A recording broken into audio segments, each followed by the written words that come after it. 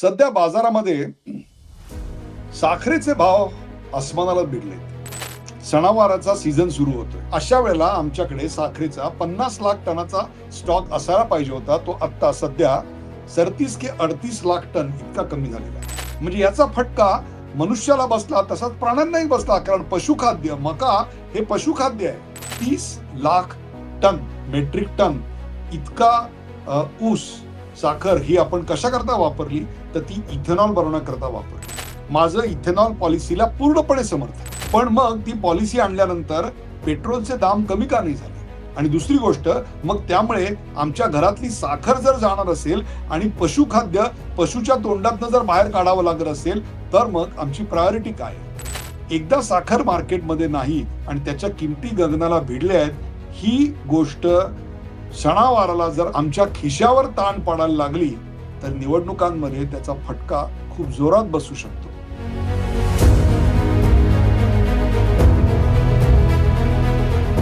नमस्कार, the Uday Nirgudkar show मध्ये आपल्या सगळ्यांचं मनपूर्वक स्वागत. प्रेक्षको, मी डॉक्टर उदय निरगुडकर. सध्या बाजारामध्ये साखरेचे भाव अस्मानाला भिडलेत. जवळपास 40% भाव मागच्या काही महिन्यात वाढलेले आहेत. आणि हे फक्त साखरेचे वाढलेत असे तर भाग नाही. गुळाचे भाव जवळपास 24-25% वाढलेत. आणि तांदूळ जो आपण खरेदी करतो त्या तांदूळाचे भाव 15 ते 17% वाढलेत. इतकंच काय तर मका, साधा मका जरी आपण म्हटलं तरी त्याचेही भाव 10 ते 12% वाढलेत. या सगळ्यामध्ये काही कोरिलेशन आहे. तोच तर आजचा कार्यक्रम आहे. आणि तो म्हणजे या सगळ्याचे भाव वाढण्यामागचं एकच कारण, या सगळ्यापासून इथेनॉल बनतं.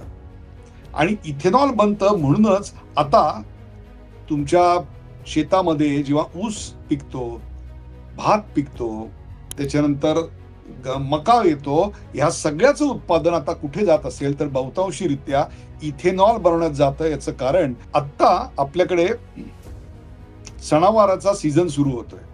गणपती येतील, मग दसरा येईल, मग दिवाळी येईल, मग नाताळ येईल, इतर अनेक धर्मीयांचे सण सुद्धा आहेत. त्यावेळेला साखरेची मागणी खूप मोठ्या प्रमाणात वाढणार आहे. अशा वेळेला आमच्याकडे साखरेचा 50 लाख टनाचा स्टॉक असायला पाहिजे होता. तो आता सध्या 37 ते 38 लाख टन इतका कमी झालेला आहे. आता तुम्ही असा प्रश्न कराल की हा स्टॉक कमी का? तर आपल्याकडे ऊसाचं उत्पादन कमी झालं का? किंवा ऊसापासून साखरेचं यील्ड कमी झालं का? तर अजिबात नाही. ऊस उत्पादन आपल्याकडे 12% वाढलंय आणि त्यातून साखरेचं उत्पादन सुद्धा 12 ते 14% वाढलेलं आहे.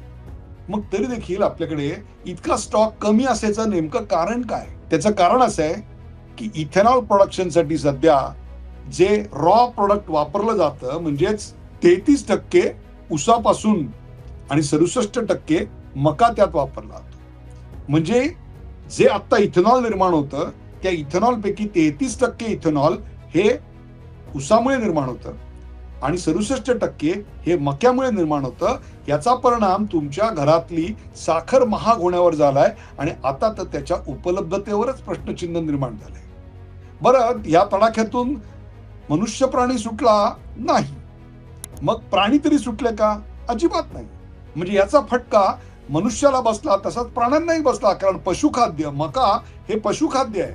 ते पशुखाद्य सुद्धा आता महाग झालेलं आहे आणि त्याचीही उपलब्धता आता प्रश्नचिन्हांकित आहे. याचं कारण हे सगळं आता आधी प्रायोरिटीनी इथेनॉल बनवण्याकरता जातं, ही वस्तुस्थिती आहे. आणि इथेनॉल बनवणाऱ्यांची लॉबी जी आहे ना, ती विलक्षण स्ट्रॉंग आहे. नेमकं काय झालंय ते तुम्ही लक्षात घ्या. एकीकडे साखरेचं उत्पादन वाढलं, दुसरीकडे साखर इथेनॉल बनवायला वळवली गेली आणि या सगळ्यामधून जी एक शॉर्टेजची मालिका सुरू झाली, त्यातनं काय भीषण परिस्थिती निर्माण झाली आहे ती आता मी तुमच्या समोर मांडतोय. बघा, 2022-23 मध्ये आपण जवळपास 1,33,00,000 टन इतकी साखर निर्यात करायचो आणि त्यातनं आपल्याला खूप चांगला फायदा पण व्हायचा. 23-24 मध्ये हा आकडा 1,35,00,000 टनावर गेला. पण 24-25 मध्ये हा आकडा खाली घसरला आणि तो 51,00,000 टनावर आला. आणि आता आपण या वर्षी एक्सपोर्ट तर सोडाच, एक्सपोर्टवर बंदी आली, ते सोडून द्या. पण आपण एक्सपोर्ट करू शकत नाही आहोत, कारण आपल्याकडे आपल्याला पुरेल एवढाच स्टॉक नाहीये. तर आपण एक्सपोर्ट काय करणार? जो देश कालपर्यंत साखर निर्यात करत होता तो आज साखरेचा आयातदार बनतोय. याचं कारण मागच्या वर्षी किंवा आत्ताच्या काळामध्ये जवळपास 30 लाख टन, मेट्रिक टन इतका ऊस साखर ही आपण कशा करता वापरली? तर ती इथेनॉल बनवण्याकरता वापरली, विदाउट कन्सिडरिंग अवर रिक्वायरमेंट. याचा अर्थ इथेनॉल पॉलिसी चुकीची आहे का? अजिबात नाही. माझं इथेनॉल पॉलिसीला पूर्णपणे समर्थन आहे. अगदी इथेनॉल पॉलिसीमुळे थोडंसं गाड्यांचं ॲव्हरेज कमी झालेलं आहे हे मान्य करून सुद्धा मी असं म्हणेन की जर त्यामुळे आमचं पेट्रोल आणि डिझेलचं इम्पोर्ट बिल कमी होत असेल तर त्यामध्ये इथेनॉल मिक्सिंग केलं जावं का? हो, केलं जावं. 1990च्या दशकात मला एक आंतरराष्ट्रीय स्कॉलरशिप मिळाली होती आणि मी एक बराच काळ 94 सालचा मी ब्राझीलमध्ये काढला. आणि ब्राझीलमध्ये मी त्या काळामध्ये 15-20% इथेनॉल मिश्रित पेट्रोल गाड्यांमध्ये भरलं जाताना स्वतः पाहिलेलं आहे. याचं कारण पेट्रोल पंपावर गेल्यानंतर त्या पेट्रोलचा पेट्रोल सारखा नाही तर एखाद्या दारूच्या गुत्त्यात बसल्यासारखा वास यायचा. तेव्हा मी विचारलं की हे काय आहे, तर तेव्हा त्यांनी बोट दाखवलं आणि म्हणले की हे अल्कोहोल आहे. अल्कोहोल म्हणजे काय?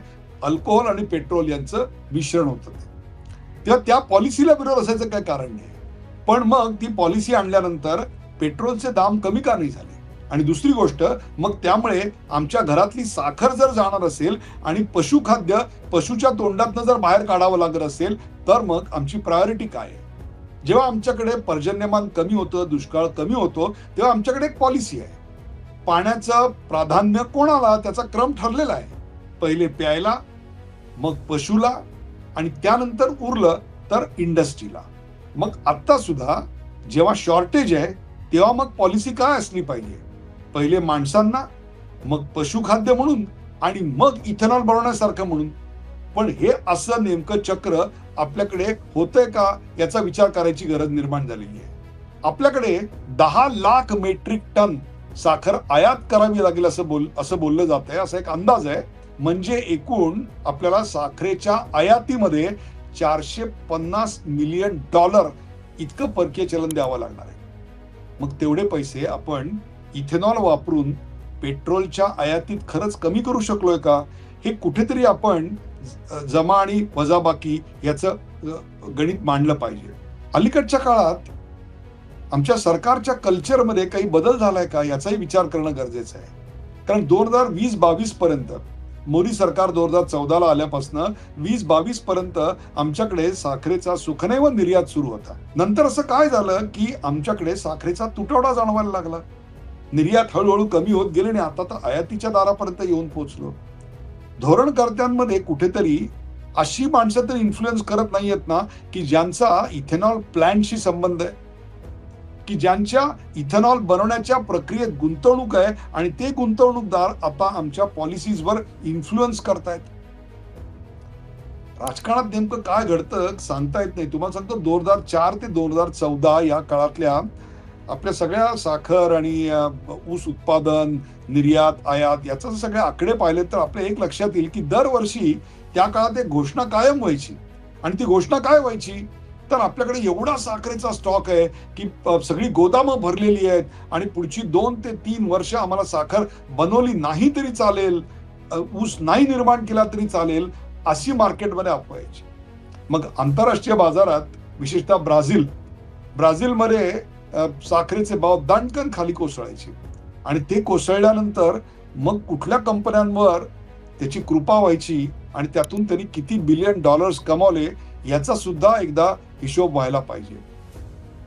हे मी तुम्हाला अशा करता सांगतोय की जनतेच्या हिताचे निर्णय विरुद्ध मूढभर गुंतवणूकदारांच्या हिताचे निर्णय असा तर हा सवाल नाहीये ना. आज आपल्याला आयात करताना जवळपास $800 पर टन एवढी कॉस्ट पडणार आहे. कारण सणसुदी समोर येत आहेत तेव्हा साखर कमी पडता कामा नये. मग $800 पर टन ही जर तुम्ही साखर आयात केलीत तर ती तुम्हाला सबसिडाईज करावी लागेल. कारण हा रेट मार्केटमध्ये परवडणार नाही आणि राजकीय दृष्ट्या हा धोका सरकार स्वीकारणार नाही. कारण उत्तर प्रदेश, गुजरात, पंजाबच्या निवडणुका तोंडावर आहेत. मग कुठेतरी आमची इथेनॉलची गरज, आमची घरात मध्ये विकली जाणाऱ्या साखरेची गरज, पशुखाद्य लागणारं, या सगळ्याचा लेखाजोखा आणि त्याचं गणित, हे किती आमच्याकडे शुगर केन म्हणजे ऊस प्लांट झालाय आणि त्यातून किती यील्ड येणार आहे याच्याशी सांगड घालायला नको होती. कुठेतरी या गणितामध्ये काहीतरी घोळ निश्चित झालेला आहे आणि तो घोळ आता निस्तरणं ही सरकारची सर्वात मोठी जबाबदारी आहे. याचं कारण एकदा साखर मार्केटमध्ये नाही आणि त्याच्या किमती गगनाला भिडल्या आहेत, ही गोष्ट सणावाराला जर आमच्या खिशावर ताण पडायला लागली तर निवडणुकांमध्ये त्याचा फटका खूप जोरात बसू शकतो. तुर्तास या विषयावर जे चिंतन मला करता आलं ते मी तुमच्या समोर मांडलं. हा विषय अत्यंत जिव्हाळ्याचा आहे. याचं कारण साखरेची गरज सर्वांना असते आणि त्याच्या किमती वाढत चालल्या आहेत, त्याच्या उपलब्धतेवर प्रश्नचिन्ह निर्माण झालंय, म्हणून मी हा विषय घेतला. तुर्तास इथेच थांबतो. अशा विषयावरचे अनेक व्हिडिओज करण्यासाठी आम्हाला विषय सुचवा, प्रेरित करा, शेअर करा, सबस्क्राईब करा, लाईक करा. पाहायला विसरू नका द उदय निरगुडकर शो.